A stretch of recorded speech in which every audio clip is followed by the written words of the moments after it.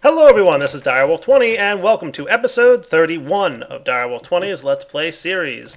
I have some mana beans and I'm having fun with them, but you know what? I have been kind of keeping an eye on my mana bean income, and you know what? It's not bad actually. We're getting like a decent amount of them. How do we look? Yeah, not bad. Pretty good in there, right? But there's a little bit of a problem that I currently have, and it comes down to Essentia. I'm loving these lamps of growth. Let me tell you guys, these are the coolest things ever in my opinion. I really, really like them. However, the downside to the lamp of growth is having to constantly fuel it with Essentia. This lamp uses just tons of this Herba Essentia stuff. Let me tell you, it's just crazy how much that stuff it uses. So what I'd like to do is kind of maybe automate the ability to send this stuff around. That's what I'm kind of thinking. Kind of, sort of. So what I'm going to do is maybe just because I was going with cactus because I needed a cactus farm anyway, and that thing is definitely not going to keep up with what I want to do here. So I'm going to probably switch it over to use the saplings instead of cactus. So it's actually not too big of a deal to do that. But what I'd like to do is automate the transportation of Essentia, and I'd like to automate it across a long distance. So basically Essentia teleportation. So that's what I'm thinking. But it's going to be a little tricky to do. Now, in a future version of Thaumcraft, which we don't have access to yet because it's still in beta, you can actually teleport Essentia with the magic mirrors. There's going to be a new mirror, I think, that allows Essentia teleportation, but we don't have access to that. So I got to come up with another way to transport Essentia across long distances to allow for rapid growth of plants. At least, that's what I think I need to do. So let's start toying around with this idea. What I'm going to do is start creating a couple items that are going to help us out. And in the end, what I'd like to be able to do is maintain the Essentia creation for Herba over here, but then teleport it to the different areas where I need it, like my experience farm and my mana bean farm, so that I don't have to create multiple of those things, the furnaces from Thaumcraft. Sound like a cool plan? All right, I hope so. So let's get started putting together a couple things. We're going to need a couple different things from a couple different mods, so I better jump right in. All right, guys, so what I'm making here thus far is some Invar pickaxes, which are going to be required to make the Terrain Smasher. Now, Invar pickaxes don't stack, and as we know, that usually causes a little bit of a hubbub with the Terrain Smasher. There we go, with the NEI shift click. So needed to make sure that was better. Cool. So we've got a couple Terrain Smashers and a couple Autonomous Activators. These are going to help us out. The other thing I want to do is get some item ducts, but I want to upgrade these things. So how can we upgrade them? We can actually infuse them with Energized Glowstone. We're going to need 200 millibuckets of Energized Glowstone per impulse item duct that we want to make. And what this is going to do is it's going to make items traveling through the impulse item ducts move faster. You're going to see why this is going to be useful in a minute. I mean, it's not terribly important, but it's going to be useful. So I've got 8 of them, so I need about, let's see, if it's 200 millibuckets per, all right, let's say I wanted to get, let's do 4 glowstone, and that'll let me infuse 5. So let me just grab 4 glowstone. I should have some of that around here. And all we got to do is, to get energized glowstone, it's pretty easy, same thing we normally do. Magma Crucible to melt down the energized glowstone, and we'll dump it straight into our fluid transposer. We'll be able to start infusing our impulse item ducts. So maybe not totally like absolutely necessary, but definitely going to be useful for us. You'll see. So that's going to be that. We're also probably going to want, I'm thinking, yeah, we're probably going to want an ender chest. Debating if I need it to be its own special frequency or not. No, I don't think that's necessary. Okay, that sounds like a good plan. I might have to change up some things. There's another thing I might want to do.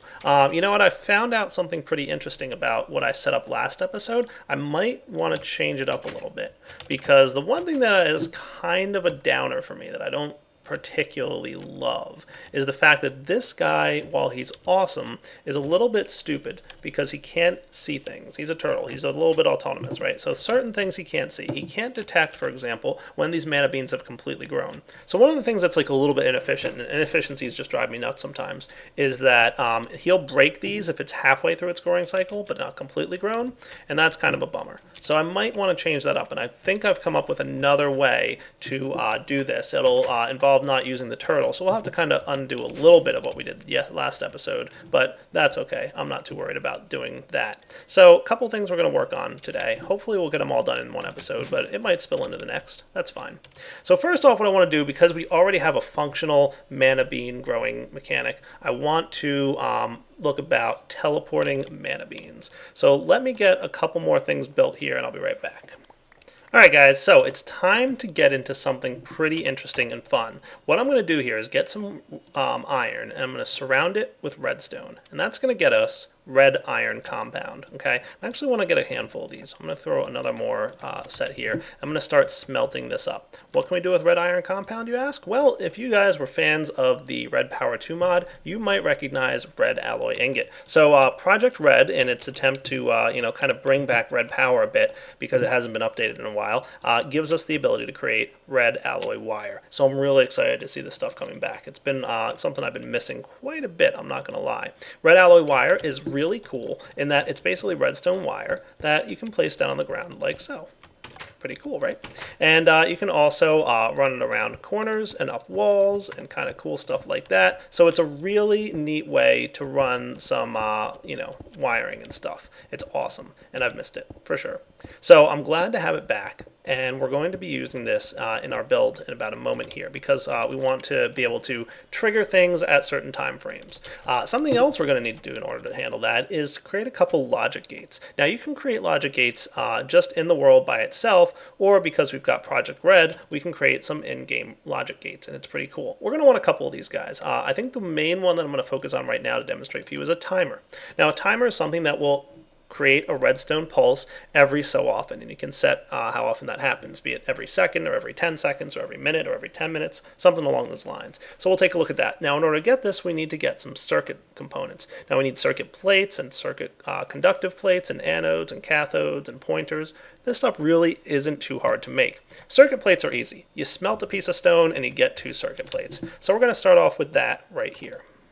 I made myself half a stack of stone, and that should get me a full stack of those circuit plates. Okay. Now the other thing for our timer, we're going to need pretty much one of every component, I believe. So conductive plates are real easy. A piece of redstone on top of that circuit plate, not too bad. Anodes here are pretty easy too. Just a combination of 3 circuit plates and 4 redstone will get you 3 anodes. Not bad again. And then cathodes are just a redstone torch. And pointer is a redstone torch and some stone. So let me get just a couple more pieces of stone. I guess 2 will do. And while that's coming over, I'm going to get over here to my furnace, which I've got a full stack of my stuff here. So let's put these together. So let's get, like, for now, I'll just get like a handful of this stuff because I know it's going to be something I'm going to need.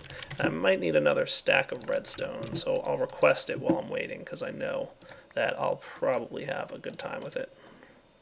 Let's do 6 sets of these. That sounds like a good random number to go with. There we go. And let's get ourselves 16 of the other things here. So we'll get that going. Okay. And then finally, we can go with the pointers. So we'll go with almost 16, we'll go with 14 because that's what I have left sitting down there. So 14 of these, and I might as well get myself some more stone. So we've got you, and you. 14 pointers. Cool. Now I should be able to make myself a timer. Oh, you know what I did? Derp. Let's get another set of 32 stone here, because I didn't leave myself any excess stuff to make what I need to make. So induction furnace, get me another stack of those things, would you? Thank you. Okay. Now I should have everything I need to make a timer. So it shouldn't be too bad. There we go. I'm going to grab 2 of them, and then I'm going to just get all this stuff out of my inventory. I'll probably need more of it in a bit, but we'll get to that shortly, okay? I can also clean up some of the other stuff in my inventory because I think we're pretty much ready to go for what I want to do. So the first thing I've got is my jar of Essentia herba. Cool. That looks good to me. We're going to come over here, and we're going to design where exactly we want to set this up. So first off, how far out? This is a lot of cherry blossom. There's a lot of magical forest over here, though. That's cool. All right. I want to make sure where I build this is going to be kind of its permanent home, because I don't want it to be too far away. So let's do it. I might want to change up the way the farm works, and I'm thinking what I'll do, and I want to plan this out a little bit, but I've found that golems can handle this for me. So why don't I build out where I want my farm to be eventually, and then we'll kind of plan this out a little bit. See, look, my guy's going there, and he's breaking stuff that he probably shouldn't be breaking.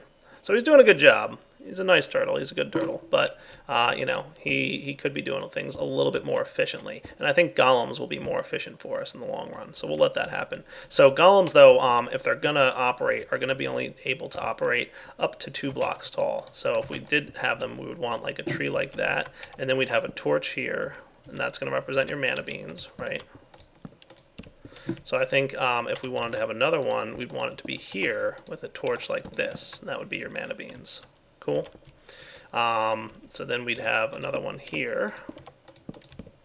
Now, these lamps can only affect things in, what was it, a 6x6 area? Right. So we'll probably, if I was going to build this out like this, want it set up like this. So the golem should be able to reach 2 blocks tall, I think. That's the way it'll work. Might need to bump this out a little bit, but this should work. I can just expand this little area a little bit. Now, if this guy was sitting here, 1, 2, 3. So he should actually reach quite a bit wider. Alright. Give me a moment to plan this out. Alright guys, so how does this look? This is kind of what I'm thinking, and just for symmetrical purposes I will have another layer over here, but we'll kind of get that situated in a minute. For now, let's get these guys turned properly into wood. I always kind of build out with cobblestone first, as you guys know. I like to do that. So that's kind of what I'm thinking, right? We'll have another row there. I just don't want to get in the way of the turtle right now, because he's actually doing stuff for me, so I don't want to get in his way until we're ready to actually do this. But then we can have like golems here in the center that will harvest our beans. So in order for this to work, we're going to want to make sure that we can reach things at a good radius. So where should I build now my autonomous activator, terrain smasher, auto Essentia creation, and refill system? That's a good question. All right, you know what I think? What if we had the Essentia jar like here, right, where that cobblestone is, and then we can have the lamps all kind of around it? That would be cool, right? I think so. All right, so let's do it. Here we go. Ready to build the Essentia teleportation system. So what I'm going to have here is an autonomous activator, okay? That's going to go here. What we're going to have with that is any Essentia jar that gets put in there is automatically going to be deployed above, okay? That's step 1, okay? Step 2, we're also going to need... let's see. I'm thinking we'll have a terrain smasher right here. Okay, now we're probably going to have the lamps here and here, and maybe even a third one here just for fun. But we definitely need the terrain smasher there, so we can't have them anywhere too much else. Okay, so that'll be good. All right, terrain smasher, you're there. Okay, and then we've got a range of 1, so let's say like this one, right? 1, 2, 3, 4, 5, 6. All right, so if the lamp is here, 1, 2, 3, 4, 5, 6. All right, it should reach to the end. And the same for this lamp here. 1, 2, 3, 4, 5, 6. We'll have it over to here, and that'll be good. All right, so that should actually reach pretty well. It won't cover the entire farm, but it'll cover probably most of it, which will be enough. And the ones, of course, that are close enough to both will, you know, be in really good shape, and they'll be kind of getting twice as much of the effect. But overall, we're going to have a pretty good coverage. All right, now how's this awesome little contraption going to work? Well, I'm glad you asked. Let's come down here, and we're going to have the following setup. If I put that ender chest that I created, and that's going to be white, green, white. We're going to put it right there. And you know what I need, actually, that I forgot to bring with me? Pneumatic servos. Let me get 2 of these, please. And, oh, it's getting dark out. Let me sleep. I'll be right back. Alright, so how's this going to work? Well, we're going to have our impulse item duct here, right? And we're going to set this up, and we're going to install a pneumatic servo.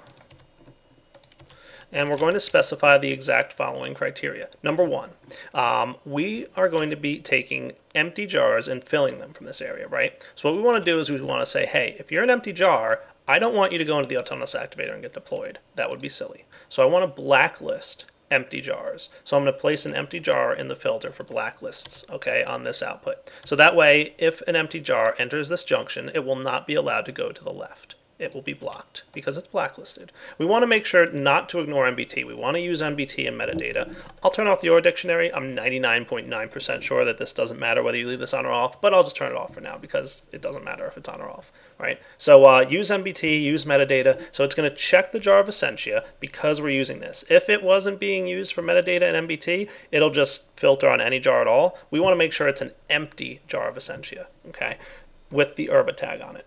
Cool? Cool. All right, next stage, we're going to come down here on this guy, and we're going to whitelist the empty jar of Essentia, right, like that, okay?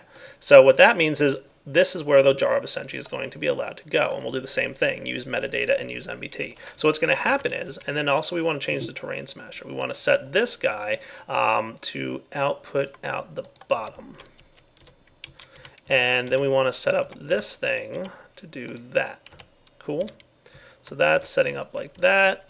And then we also want to have this guy configured to only run on a high redstone signal so that he's not always running. So what should happen is, if we have a jar of Essentia with some Essentia in it, it's going to get broken by this thing. It's going to come down here, it's going to hit this pipe. If it's empty, okay, it will be blocked from going in here, and it'll be forced to go in here. If it's not empty, if it's any amount of Essentia other than empty, if it has one Essentia in it or if it's completely full, it doesn't matter. It will be allowed in here and it will not be allowed in here because this thing only accepts empty jars. Cool?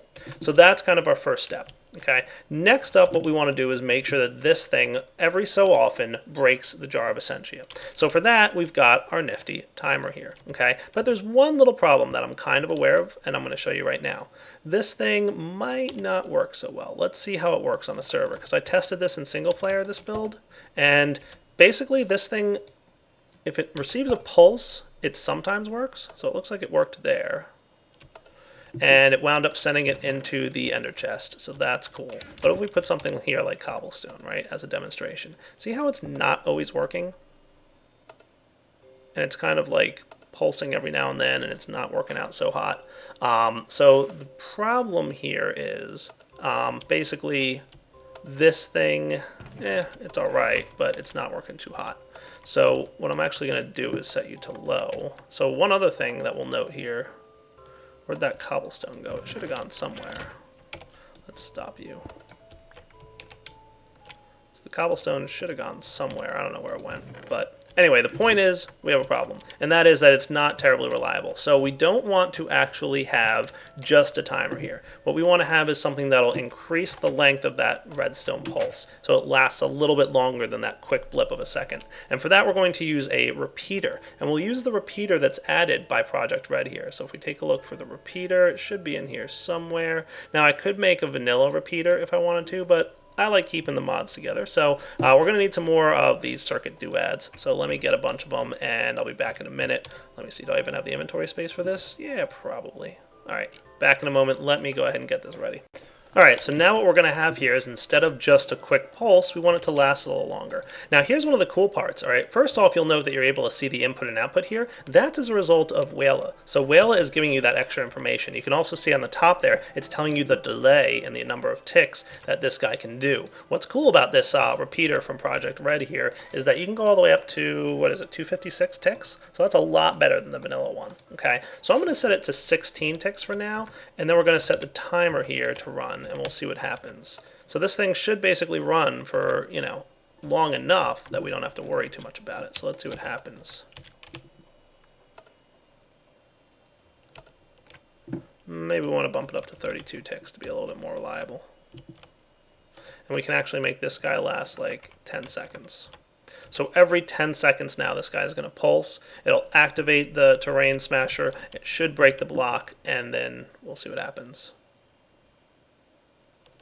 You know what? He might be stuffed here. I might need to set this guy to ignore redstone.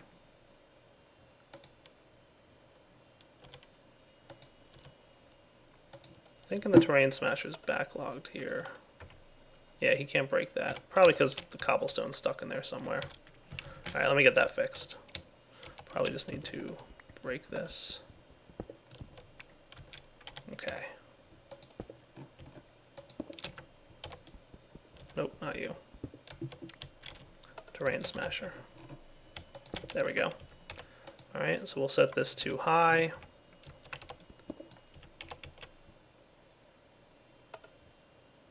So it activates for that period of time. That should be plenty to break the terrain. Cool.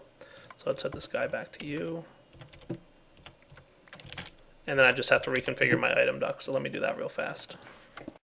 Alright guys, so we've got this up and running here. So just a quick demonstration, right? Right now it's set to 10 seconds, but it'll be a longer delay than that, right? It's going to activate the pulse here. I've got it set to a 64 tick delay, so it kind of waits about 3 seconds and then activates the breaker there. And then because it's an empty jar, it's going into the ender chest. Now if it had Essentia in it, okay, let's see what would happen. I'm just going to run over here real quick, get this guy filled up with any amount of Essentia, like 1 is plenty, as a quick demonstration. And we'll come over here, and we should see this thing will break, and it'll get deployed back into this guy, I presume. Oh wait, I know what we need to do. We just have to set this guy to blue to allow items in. That's probably what we need. I guess that's, I don't know which side that is, so we'll just make them all blue.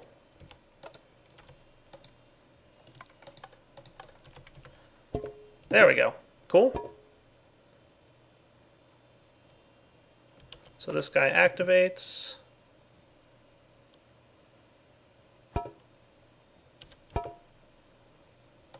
Alright, let's set this guy to 32 then. That should do. So it'll sit there, it'll do its thing, and then, 10 seconds later it's going to activate. We'll give it a second and a half, it'll grab the thing, and then it'll redeploy it. 32, that's the perfect timer. 64 is a little too long. Cool? So, and then once it's used up, instead of it being redeployed, it's going to go ahead and go into the ender chest. So let's grab a lamp here, and because there's only 1 in here, it should get used up pretty quick. Next time it runs, it'll take it and throw it in the ender chest. Now we just build something almost identical, but over at our other Herba Essentia setup. So let's see, over here, we kind of do the same thing. Okay, now what we're going to want to do is set it up, and we can even kind of take this thing, because there's nothing in there that we need right now. So we could probably even steal this. Cool. So we'll put our ender chest here. We're going to have it deploying here and breaking from here. So let's do kind of this. We could have another autonomous activator like this. Probably going to want to move these, just so I can have a little bit of room here. Now, of course, I could do this over there if I really wanted to. It doesn't matter too much. Maybe I should move it over there, just so I have a little bit more room and I don't have to impact this farm here. Might not be a bad idea.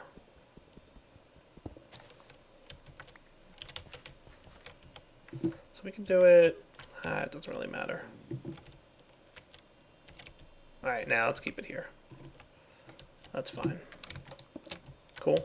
So you're going to autonomously activate. You're going to be an ender chest. Let's put this.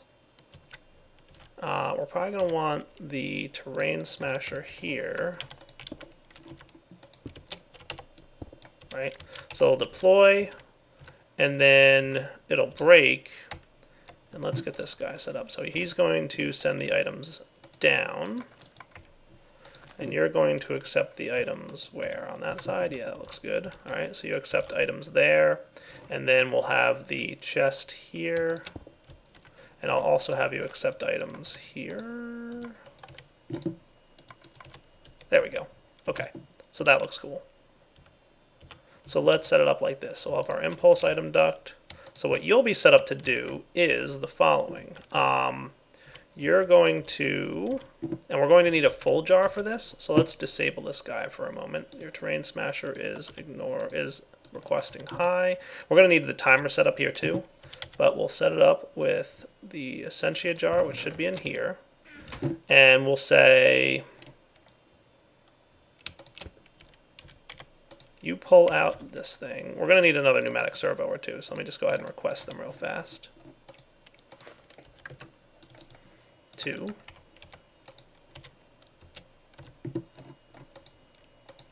And you are going to ignore redstone. You're going to constantly pull out, but it's only going to pull out empty jars. Okay? And we'll do that. So that anytime there's an empty jar in here, he's going to get pulled out, like so, ta-da, and he'll be deployed, and he'll start filling. Now this guy will have a similar setup to run every so often, right? But what we're going to do then is set up a similar thing here, and let's get those servos that we requested because we're going to need those now.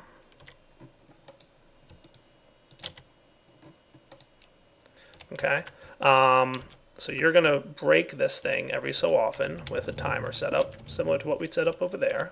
So we're going to have timer, repeater, repeater, set to 32 ticks was the time we determined to be the best.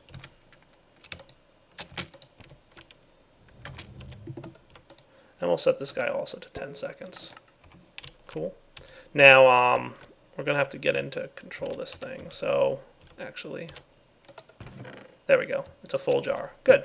But what we want to do here, and I wasn't sure where that was going to go, but we made out all right. We're going to, on this filter, we're going to blacklist the full jar. Okay, so if the jar is full, we want to force it to go into the ender chest. So here we're going to whitelist the full jar. Okay, so what should happen is, if there's a full jar, okay, it'll get broken and sent into the ender chest. If it's a not full jar, anything other than a full jar, it's blacklisted, it's going to go straight back into this guy. So we could demonstrate this with like cobblestone, for example. It should filter the cobblestone right back in, and then it'll get broken again, right? Because the cobblestone's not a full jar, right? And then 10 seconds later, this thing breaks, and because it's not a full jar, it gets redeployed, okay? So that's kind of the plan. So now we just have to set up something just like this back over here to set it up so that we can pull out full jars from an ender chest and have them go straight into the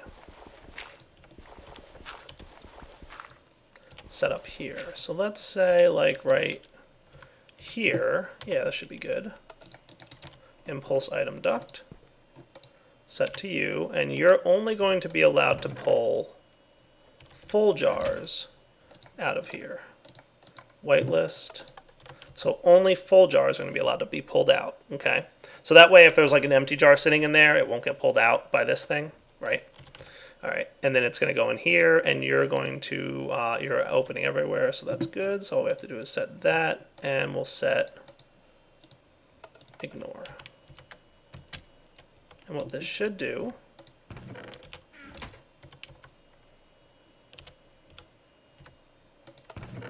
if we put the jar of Essentia in there, it gets pulled out and it gets deployed. And we're going to bump this guy up to be like every minute. How's that sound? So every minute it's going to try that little thing. Cool. And we're going to do something similar over here. Set you to be every minute. That looks good. Cool. So this should be all right. Now I think there's one thing that is kind of frustrating. Let's see if we can.